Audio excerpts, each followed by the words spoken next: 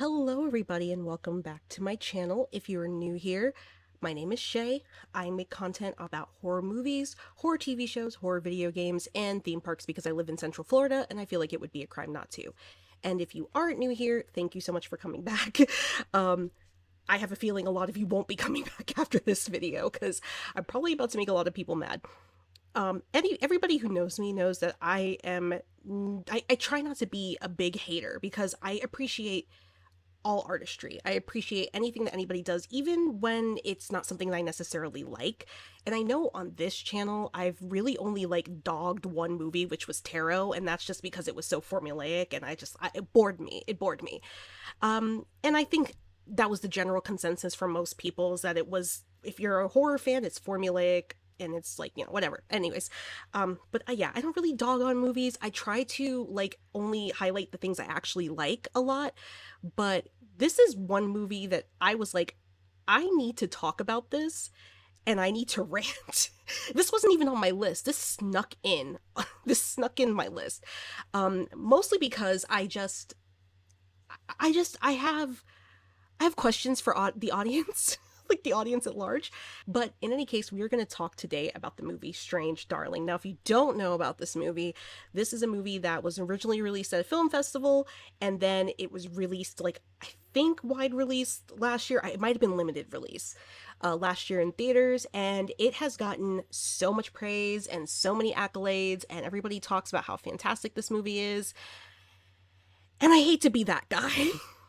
I hate to be that guy, but wow, this movie was rough to get through, and we'll talk about it in just a minute. But yeah, so we're gonna talk about Strange Darling tonight. I want you all to not feel too bad. I'm gonna try to be as nice as possible with my critiques because I still appreciate the work that was put into this movie, and I still think that the concept was relatively cool. But regardless, also, I am going to spoil this movie, and there is a huge twist with this movie. So I'm going to spoil this movie, so if you haven't seen it and this is one you really want to watch, I would recommend going and watching it first. It is on Hulu. So if you've got Hulu, go ahead, check it out, watch that movie, and then come back and watch this video and let me know what you think about it. And then also, before we fully get into this, I'm going to start doing this here instead of at the end of my videos. But if you... My tinnitus. My tinnitus. Just waiting for my tinnitus to stop. Okay, there we go. So if you like this video, obviously leave a like, share with your friends, share with your family, leave a comment. Even if you didn't like this video, leave a comment, let me know. Any engagement lets me know that you enjoyed what you just watched. So without further ado, it's not a super long intro today, thankfully. Let's get into this creepy critique.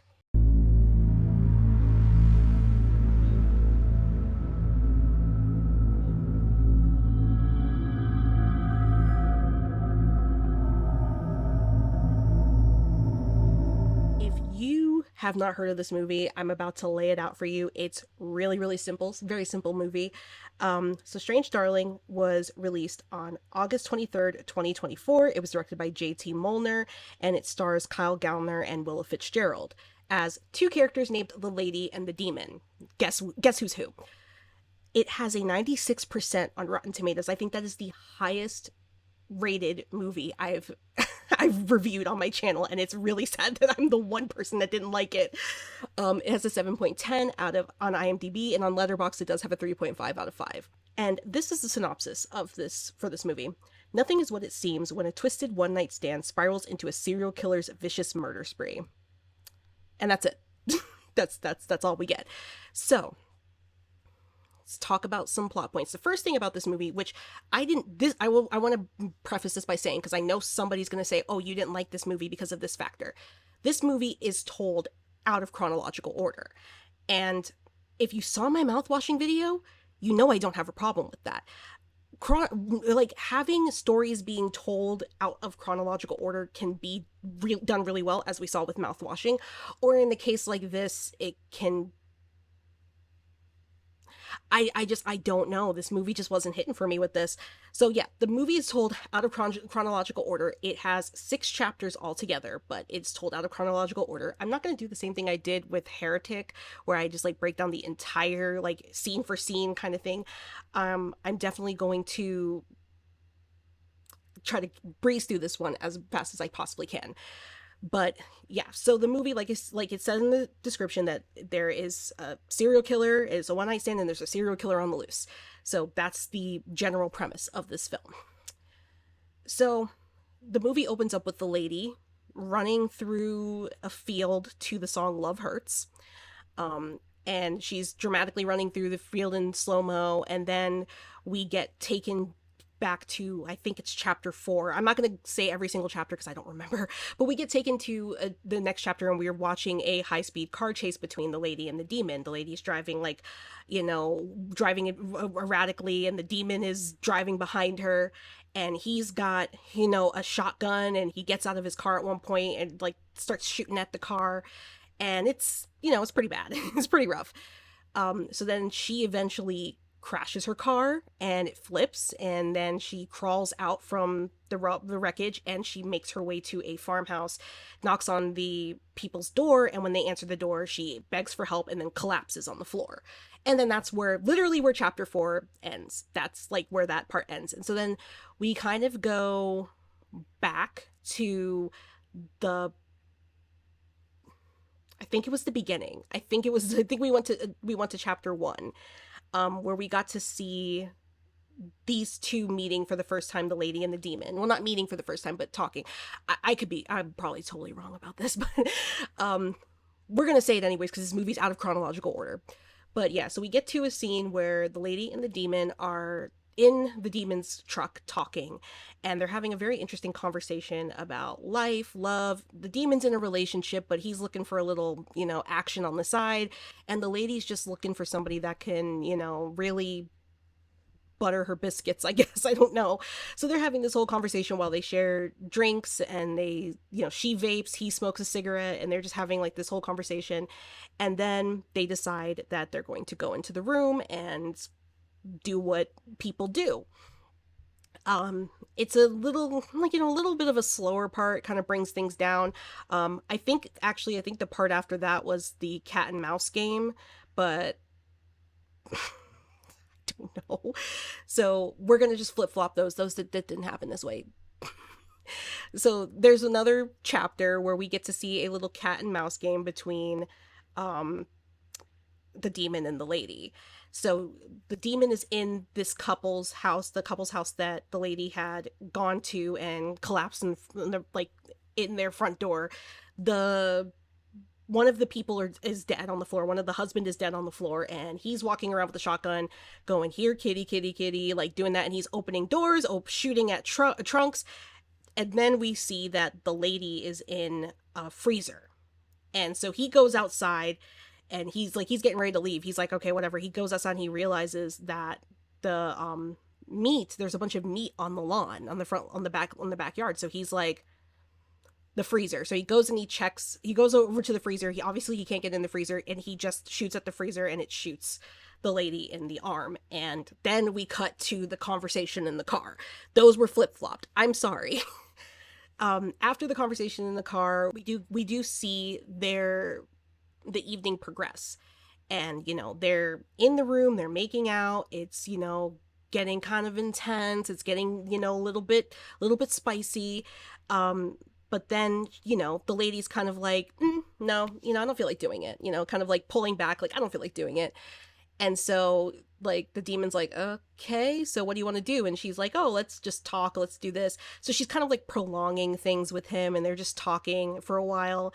And she was actually handcuffed, and he was choking her. But he was just handcuffed. So she's like, yeah, let's do that. So then at one point, as they're talking, he just kind of snaps, and he grabs the handcuffs and handcuffs her back to the bed.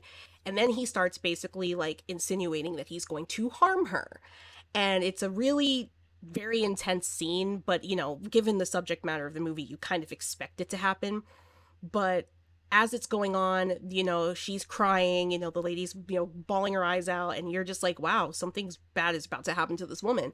But then she says a phrase, Mr. Snuffleupagus, and then it cuts back to the car. So it shows you them in the car, and she's talking about how she wants him to basically play out an R fantasy. That's all I'm going to say, R. basically play out in our fantasy. And he's like, that's weird and I don't feel comfortable doing that. And she's like, no, no, no, you can do it, you can do it. And she goes like, but you can't tell me when you're going to do that, you know, you can't, you have to just do it, because if you tell me, then like it's going to throw things off. So it explains his actions in that scene. He wasn't actually going to harm her, he was just doing what she asked of him. um but then he asks her, okay, do we have a word for safety? And then she says, Mr. Snuffleupagus.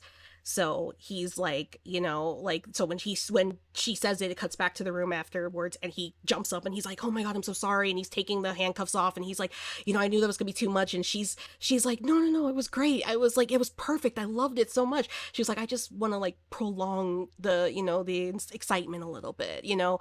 So then she takes out a bag of snow, leave it at that, bag of snow, and she's like, hey, you ever do this before? And he's like, not in a long time. And she's like, let's do it. So the two of them do it. They do the snow, and then she just gets up from the bed and she starts putting on her shoes. And he's like, what are you doing? He's like, are we gonna? And she's like, are we gonna, you know? And then he's like, what, you know, like, I'm confused, like, what is going on here? And then he's like, you know, I thought you said that this stuff, the snow, made you like excited. And he goes, it just seems like it makes you irritable and mean. And then she said something like, oh no, that what you, she's like, well, that over there is snow, but what you snorted was Special K. And he's like, oh. And she's like, yeah, yeah, you're gonna be like paralyzed in like a few minutes. And so that's when the twist actually happens in the movie, where we realize that he's not the serial killer, she's the serial killer. So the demon, even though he's named the demon, is not the bad guy. He's actually the good guy, and she is the bad guy. So then he does try to leave. He puts on his clothes and he gets out of the room, and then she hears him collapse. So she goes out there and she drags him back into the room, puts him back on the bed, strips him down, and I don't know what she does to him. The Wikipedia page says that she like just carves her initials, but it looked like she was doing something else. It looked like she was doing something else. And considering how long they were together, I wouldn't be surprised if there was some form of like assault that happened to the demon. So after that happens, she starts going through his stuff to rob him, and she pulls out his wallet, and realizes he's a police officer. So she's like, damn, okay. So she realizes that he's a police officer. She goes into the bathroom, kind of crashes out for a minute. Then she comes back out with her taser and her knife, and she's like, all right, I gotta put like an end to this. She straddles him, she goes to stab him with the knife, and then he pulls out his pew pew and blasts her ear off. Literally her ear just hanging on by a thread.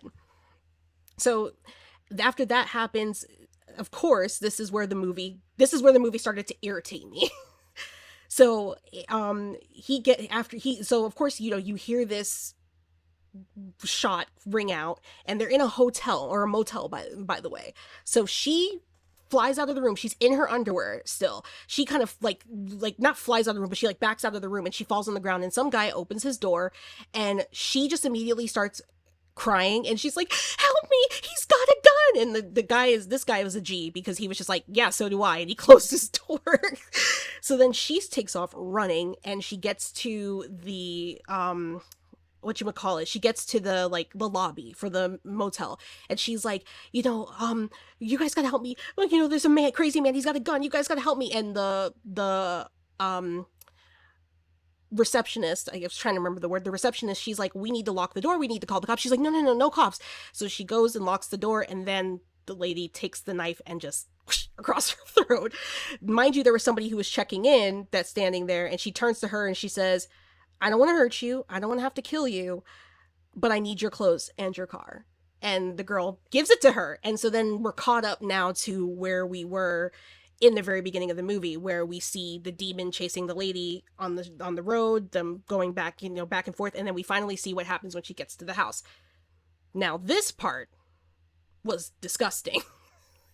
And so it's so this is an old couple. They're like, the husband's like an old biker, the wife's an old hippie, and they, you know, of course they're just like really quirky and stuff like that. They're sitting there and they're like, you know, like it's morning time, they're enjoying their morning, and then they're like, oh, you know what, I think I'd like some breakfast. So the husband gets up to make breakfast, and it's the most disgusting breakfast I have ever seen in my life. This man made like the greasiest eggs, the greasiest sausage, then like pancakes, and then poured syrup over everything and then put whipped cream on top of it. Whipped cream on eggs? That is, and the eggs had the yolk. It was like sunny side up. I was like, dude, that's so nasty. That is so freaking disgusting.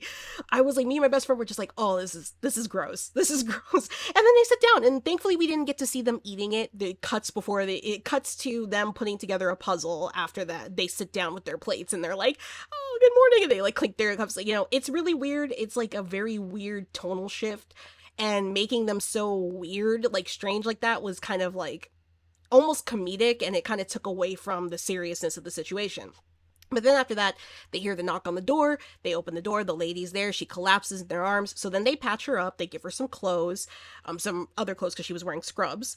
And they're like, well, what happened? And she's like telling them, oh, I got, into a fight and the guy's following me, da da da da. And then the wife, she asks if like, they have, so then the husband says like, we should call the police. And she's like, no.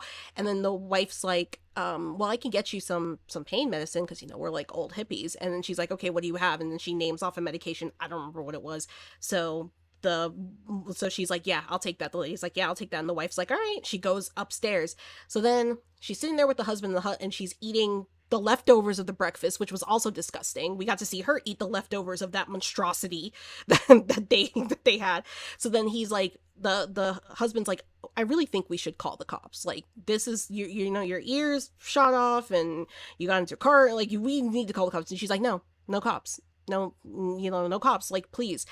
So then it cuts to the wife coming back downstairs with the bottle, and she's talking to her husband as she's walking downstairs, and she's like, I don't know which one is the one that has the right medication. And as she rounds the corner, she sees her husband standing there gurgling, and he's got blood pouring from, his body.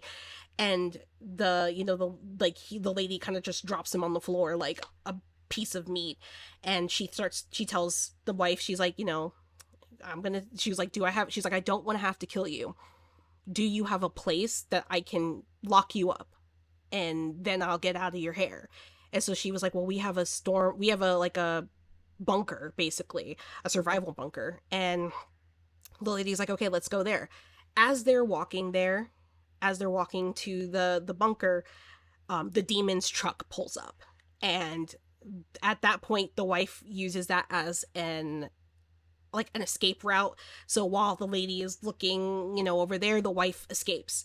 So she goes back in the house, and that's when she goes into the freezer. She's in the freezer. Then again, we're caught up. Now he's got her handcuffed to the freezer. She's bleeding out, and they're having this back and forth. She's, crying about, not crying, but she's getting upset about love and all this stuff. And, she tells him, she's like, even for just like a moment, I was like, I've started falling in love with you. And like, we had love. And she starts singing Love Hurts. And she's like, that's going to be our song. And I'm like, oh my God, you're so weird. So then they start to get into a little scrap. They start to tussle. Actually, before that, he makes a phone call. Keep that in mind. So they get into a little scrap, get into a little tussle. And as they're getting into a scrap, you think he's really got her bested. And then she bites his throat out. So the demon dies. So at that point, I was like, okay. Anyways, so then right after she does that, right after she bites this man's throat out, the police pull up. So it's a male police officer and a female police officer, and they come up. She is smart. As soon as she hears the cop cars, she's still handcuffed to the freezer, she pulls her pants and underwear down and starts screaming. And so when they come in, the female police officer sees this young woman handcuffed to a freezer with her pants down, crying, doubled over in pain. And she's like, what did this monster do? She's getting all mad. So she's like, we gotta take her in. And he's like, the male police officer's like, there's something wrong with this crime scene. Like, he's truly like he's seeing through this crap. So but the female police officer's like, no, we need to get her to safety. We need to get her out of here. We need to get her to safety. We need to get her to a hospital. And so like the male police officer's like, all right, I guess that's what we're doing. And he helps uncuff her, get her redressed, and then puts her in the car. So she basically faked like the demon assaulted her, and she plays that up really well. So then they're in the car driving down the road, and she's in the back playing like the victim. She's all like shuddering and like holding on to herself. Mind you, she had taken from the demon's shoe his pew pew, his other pew pew, and she had in her jacket. So they stop at a stop sign, and the wife from earlier comes up to the window, and she's like, "This lady, she's trying to kill us. She's trying to kill us." And then she looks in the back seat, and she's like, "Oh my God." And then the lady shoots her in the forehead. And then she turns the gun on the cops, and she says, "Give me your weapons right now." And I was like, at this moment, I'm like, the male cop's probably looking at the female cop like, "Didn't I tell you?" Like, didn't I tell you? Didn't I tell you there was something wrong with this crime scene? We could have had this. We could have had her in cuffs. We could have had her tied up. So she looks after they give her their guns, their weapons. She looks at the female officer. She's like, "You were very kind. You did the right thing in this situation.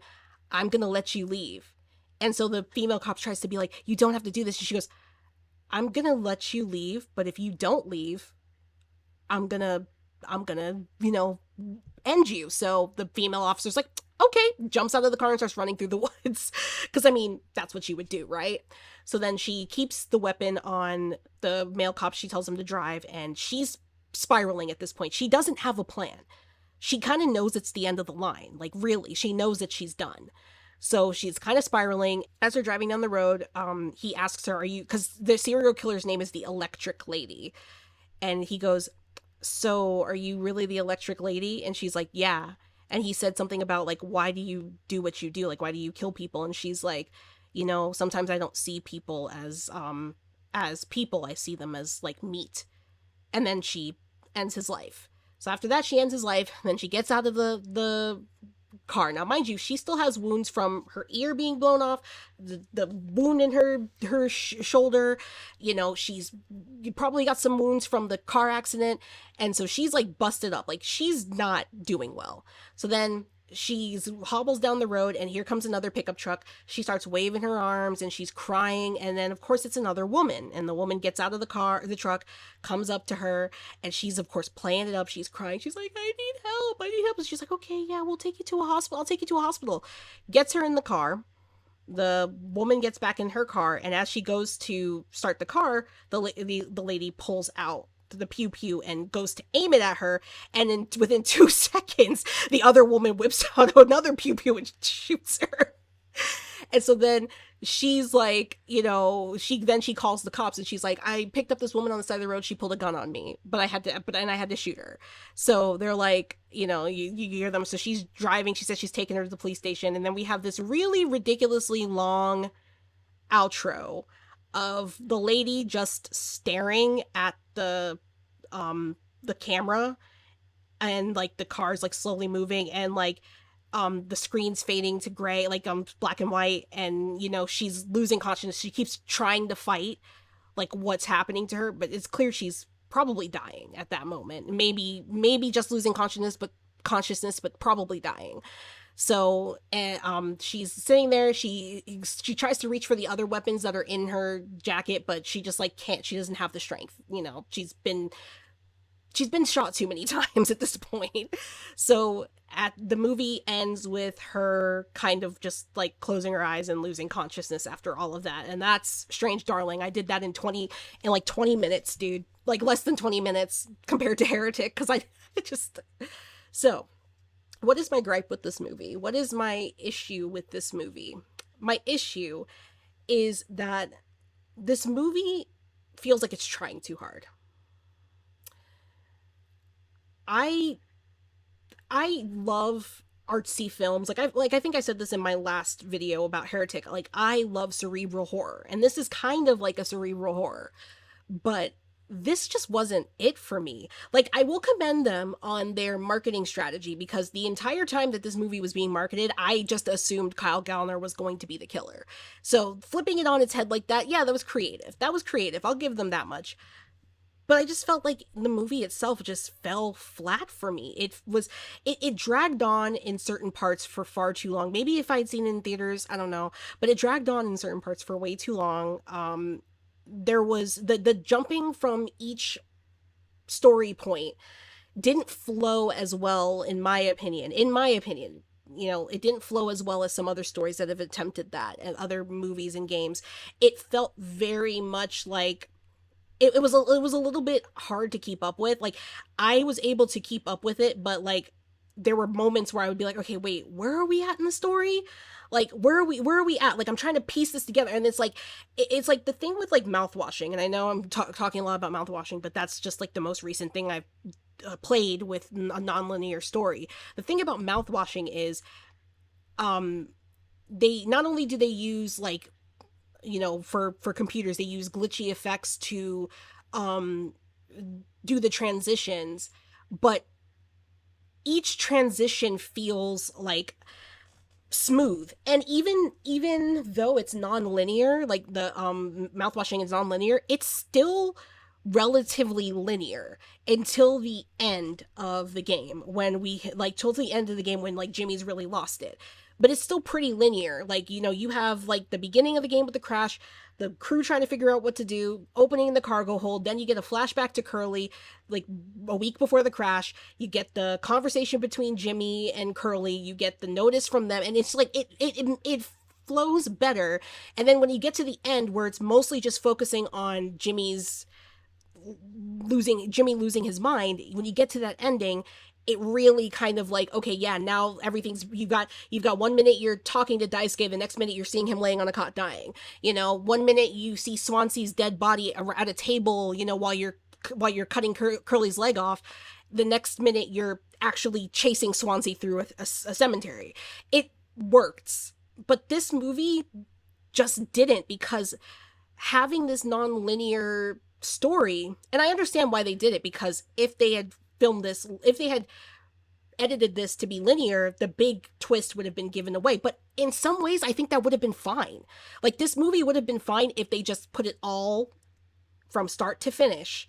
It would have been fine. They could have even opened the movie with the car chase, with the cat and mouse game, opened it, and then went back to the beginning, and then just went linear from there to get us up to that point. The jumping back and forth was too much. It was too much, especially for a story like this that's dialogue heavy. Like, this is a dialogue heavy movie. Their only action is in the very beginning and in the end. That's the only action. So this is a very dialogue heavy movie. It should have, like I said, we could have had the beginning of the movie, with the car chase and the cat and mouse game, and then from that point forward, it could have flashed back to the car like it does, and then the rest of the story is just completely linear. There's no chapter 1, now chapter 6, now chapter 8. No, it was no chapter 8. I'm just being an idiot. But like, I just felt like it was just all over the place. Another thing that I didn't like about this movie is, and this is a nitpick, I didn't like that the electric lady was able to get away with everything so quickly until the end. I didn't like that she was so quick with it to like jump into screaming for help to make herself look like a helpless victim. Now, I know that people tend to look at women in that way. They wouldn't expect, like, I think it was great showing that for the motel. And that kind of should have been the last time we saw that happen. For that to happen 2 more times after that, no, not even 2 more, like 3 more times after that was too much. Like, that should have been the only time, because that is an amazing, like, heel turn. Like, even though at that point we already knew that she was the electric lady, having her run in her underwear, bleeding from her head, crying, screaming, saying there's somebody chasing her with a weapon, and then the woman goes to lock the door and says she's going to call the cops, and then she just takes out a knife and across her throat. It's a great moment, and I like that moment. But after that, we didn't need 2 more of those moments. We didn't need 2 more. We didn't need the moment with the old couple, and we did not need the moment with the police.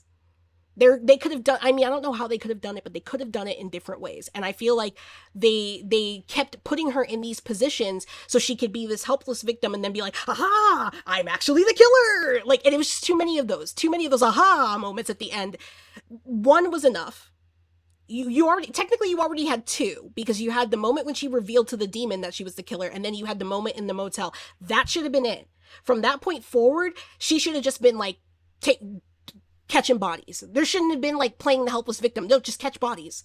Just cut everybody down in your way. And it just, because for me it just started to get redundant, and that's why it got frustrating. I think that's why I didn't like it so much, because by the time that we got to the part with the old couple, and I was like, she's gonna, and I literally said to my friend, I'm like, she's gonna kill him, and then the wife walked back in and he was like, and then the lecture lady dropped him. I was like, okay, yeah, we get it. She fooled the old couple to believing that she's a helpless victim, and then she killed the husband. Then the cops came and she fooled the female police officer into thinking that she was a helpless victim, and then she killed the male officer. Like, it got to be too much. It was too much. It went on for too long, and it was frustrating for me to watch. And I think that's why I didn't like it so much.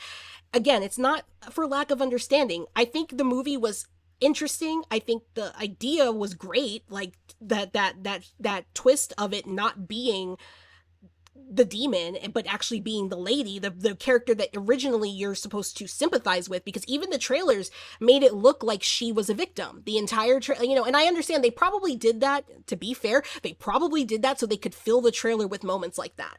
That's probably why there were so many moments like that at the end, so they could have enough moments to like put in the trailer so they can throw people off the scent, which is great. Like I said, this is one of those movies I was kind of like, okay, I'm impressed with your marketing tactics, because I went into this movie pretty much not knowing what was going to happen, and you didn't give away your big twist in the trailer, because a lot of these movies love to do that these days. They're like, okay, there's something weird going on, and this is what's going on, and it's weird. So yeah, but like I said, as I was watching the movie, it just felt redundant. That ending continuously like changing, like the ending continuously being like her being a victim and then whipping out a weapon and ending somebody's life. It got so boring. It got so boring. And the movie was already kind of difficult to get through because it was mostly just talking and just a conversation in a hotel room. It was already difficult to get through. There was too many moments of even I will even nitpick this. Even the moment with the demon flipping on her and pretending he was going to assault her, I understand why that's in the movie. And I'm not complaining about it because I don't like essay in movies, because there was no essay that happened, really. It was just, and it was also consensual. So it's technically not essay. But the reason why I don't like it is because I didn't like that scene is because of the fact that it was just like, it felt so forced. Like, we're really trying to make you believe that he's the bad guy. And honestly, that was the moment I kind of figured out that she was the killer. That was the moment when they revealed that she said a safe word and that they had a conversation about this. I was like, oh yeah, she's a serial killer. It's not him. She's a serial killer, because it gives away that plot point. I think if they really wanted to go for, the, like, is he the killer? Isn't he the killer? They should have made him creepier. They should have made him creepier. They should have made you, because the whole entire time he was not creepy enough. And I'm not saying that, I know serial killers are not always creepy, but he didn't come off as a serial killer. He didn't. He was just like, the only time he came off as a serial killer was the very beginning of the movie when she asks him, are you a serial killer? And he's smoking the cigarette and he just looks at her. That's the only part. But then when you see that scene in its full context, he doesn't seem intimidating. And for this type of movie, I guess it would have been a little bit easier for me to stomach the twist, even though I did like the twist, but it would have been easier for me to stomach the twist if they had made him a little bit more sinister. Somebody that, even if take out that scene, take out that fake SA scene, but let's say that, like, he traps her in the room or something like that, and then she, like, gets mad, and, she not traps her in the room, like, locks her in there, but he's just kind of like, no, you can't leave, and he's being, like, kind of obnoxious about it, and then you're kind of like, all right, this guy is creepy, like, he's gonna do something, and then that could have been the moment where she turned around and she was like, tased him or something. That could have been the moment, and you would have been like, Oh my gosh, but it went on even longer after that. They sat there and had more conversations, and then they did substances, and then she was like, "Oh, by the way, that substance is gonna knock you out." And then he was like, "Oh, really? No, I'm gonna put my clothes on." He puts his clothes on and he leaves, and then he collapses, and it went on for everything in this movie took far too long. Far too long to, to get its point across. Again, everything got redundant and it got predictable and it got boring. um I don't know why people love this movie. I'm gonna be completely honest with you. Um, this is probably one of my least favorite movies from last year. And it's sad because I had high hopes for this one. I really wanted to like this one. Um, I don't get it. I don't get why everybody likes it so much. I really don't. Again, it almost feels like another Barbarian situation for me, where it's like everybody's praising the movie and talking about how amazing it is, and I'm sitting there going, "Did we watch the same movie? Did we watch the same movie, right?" And look, everybody's tastes are different. Okay, everybody I'm sure that there's movies that I've covered that I said I loved on this channel that you're like, mm and that's totally valid. That's totally valid. I think that that's fair. We are all allowed to have our own opinions. I just really wanted to talk about this movie and talk about the fact that I didn't like it, because I haven't seen any criticism of this movie. I've just seen praise. So I'm like, you know what, I'll take one for the team. I'll be the one to criticize the movie, and if people get mad, then get mad. At the end of the day, it's a movie that people worked hard on. I'm sure it's a movie that people are proud of that they worked on, and I commend them for it.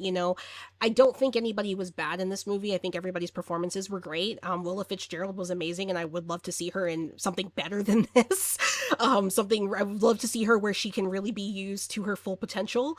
Kyle Gallner, I always like when he's in movies. He does a good job. He plays scumbag really well. He does a good job. And Barbara Hershey was in it. It was a nice surprise seeing her. But again, it's like nobody did a bad job. Everybody did a great job. It's just that the story to me felt like it went on for far too long, and that it kept pushing this whole like, oh, what's going on?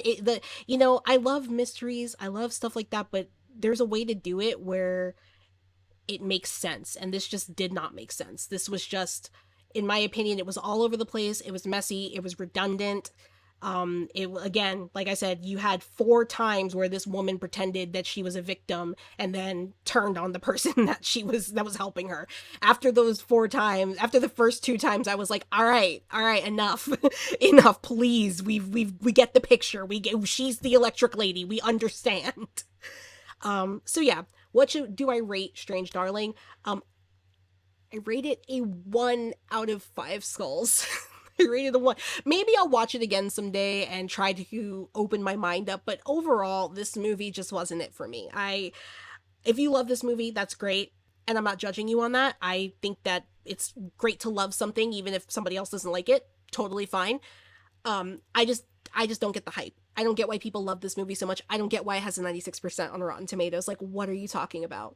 There are some movies that I've watched recently that are better than this by a long shot, that have a lesser percent, that have like 70 or 80 or maybe like a 90. So personally, I think that this movie is it's a little bit overrated, in my opinion. Just like a tiny bit overrated. But yeah. So yeah, 1 out of 5 skulls for me. Sorry. But let me know what you think down in the comments. If you like this movie, please let me know why, and maybe I can reframe my view of it, watch it again, and like see what you guys are talking about. So yeah, just let me know. I mean, I'm open. That's the thing, is I'm open. Even if I don't like it, I'm open to your interpretation, and I'm also open to other people's opinions. This isn't me just crapping on something that other people love, because I hate when people do it to me. At the end of the day, like I said, this is something that people worked very hard for, and that's great. I'm really glad that they were able to make this happen. And it's got people that really love it, and I'm glad that people loved it. I'm glad, and if you're one of those people, like I said, let me know why you loved it in the comments. I'm not going to flame you. I'm not going to say anything bad. I just really want to see the point of view. I really want to understand. So yeah, it may make me like reframe my point of view for this. Also, my mic just keeps going out because my phone is hooked up to my computer as well, and the cord for this mic is going bad. I'm gonna have to buy a new cord for this mic. The cord for this mic is going really bad, and so if I move even in the slightest way and accidentally just brush against this thing, it just disconnects the mic. So there might be some weird cuts at the end of this video. I apologize. But yes, in any case, thank you so much for watching. If you got this far, if you didn't rage quit in the middle of the video, I really appreciate you sticking with me and wanting to hear my thoughts on this. Next thing we'll talk about will be a lot more positive, and if you don't like what we talk about next, then that's fine. But yeah, so thank you again so much for joining me. If you want to find me on social media, I am on everything at Creepy Critiques. I'm on Blue Sky. I'm on Threads. I am back on Threads. I know. I said I was never going back, but I couldn't resist it. I'm on Blue Sky. I'm on Threads. I'm on Instagram, and I'm on TikTok as Creepy Critiques. So you can find me there. I don't really use social media all that much, but I do. I don't mind interacting with people on there. And yeah, I definitely will have another video for you guys next week. Hopefully I will get through what I'm trying to watch right now so I can review it. But I'm really excited to do that, and we'll have that review coming up, and then we'll have another horror game. So be ready. Be ready. This channel is popping off right now. But yeah, again, thank you so much for watching. If you like this video, subscribe, tell your friends, tell your family, tell your grandma, tell your mom, tell your second cousin twice removed, and leave a comment. All of that engagement lets me know that you enjoyed what you just watched. I can't thank you guys enough. I keep saying thank you. I know. I can't thank you guys enough. I just really want to be gracious to anybody who does watch this. So thank you so much, and I will see you all next time with another Creepy Critique.